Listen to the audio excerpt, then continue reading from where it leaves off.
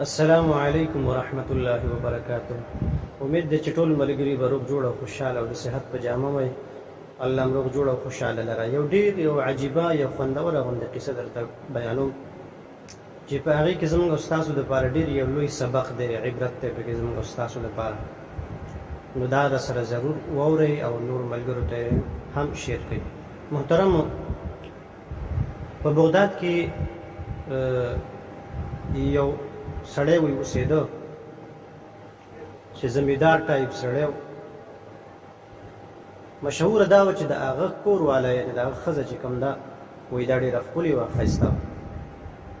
نو د هغه وخت بادشاه چې کوم و هغه د پته ولګېدله چې بهی د ده ښځه خو ډېره ښکلې ده، ښایسته ده. نو شیطان خو انسان پسې زور کوي، د هغه په زړه کې غلط سوچونه راغلي.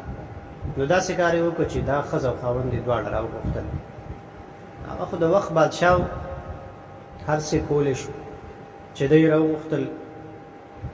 نو خاوند یې وله داسې کړ چې هغه یې ولېږه، هغه ته یې ویې ته داسې کار دی چې ورشه د هغه بادشاه د کجورو باغونه و، وایي ته ورشه دغې نه تازه کجورې راوشو که مونږ یې راوړه او په تیلو کې بندې کړه. نو هغه په دغه بهانه باندې لاړه په کجورو پسې.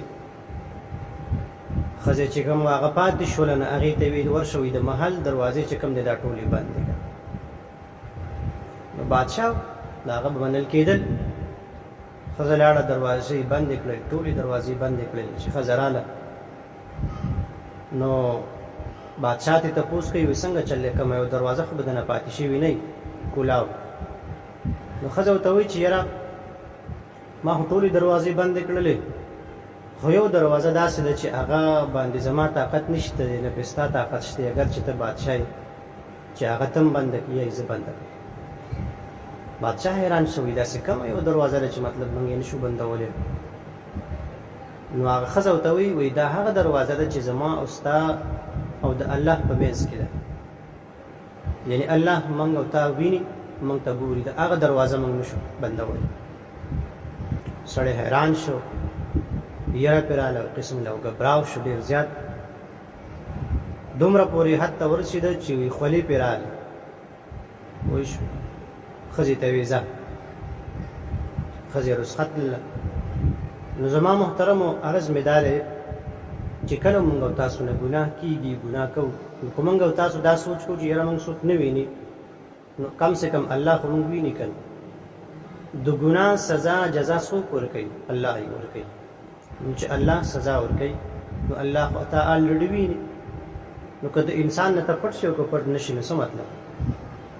ته خو د الله ګناهګار یې، سزا جزا به الله درکوي، نو بیا ولې د ګناه کار کوي؟ زموږ استاد محترم به موږ ته فرمایل چې کله تاسو نه ګناه کېږي او ګناه کوئ، نفس او شیطان در سره دی، تاسو هغه ګناه طرف ته مایله کړي، نو وایي ځان سره دا کلمات وایي: الله شاهدي، الله ناظري، الله معي. چې الله شاهد دی په ما باندې، الله ما ته ګوري، الله ما سره دی. وایي بیا به تاسو نه ګناه نه کېږي. نو که چېرې موږ او تاسو ګناه کوو، په دې نیت باندې کوو چې موږ خلک نه ویني، زه راشه به ګناه ده وکړه، غلا کې که ته وایې چې یاره ما څوک نه ویني، نو الله دې ویني، پردی حق دې ووایه، قیامت کې به څه کوې؟ دې جواب به ورکولی شي. زنا کې که ته وایې چې یاره ما څوک نه ویني، شراب څکي، نور داسې ګناهونه کوي، که ته وایې چې یاره ما خلک نه ویني، الله خو دې ویني. نو محترمو سوچ پکار دی چې کله موږ الله ویني نو بیا ولې ګناه کوو؟ نو موږ له پکار دی چې که یره کوو، که حیا کوو، هر څه کوو چې د الله نه.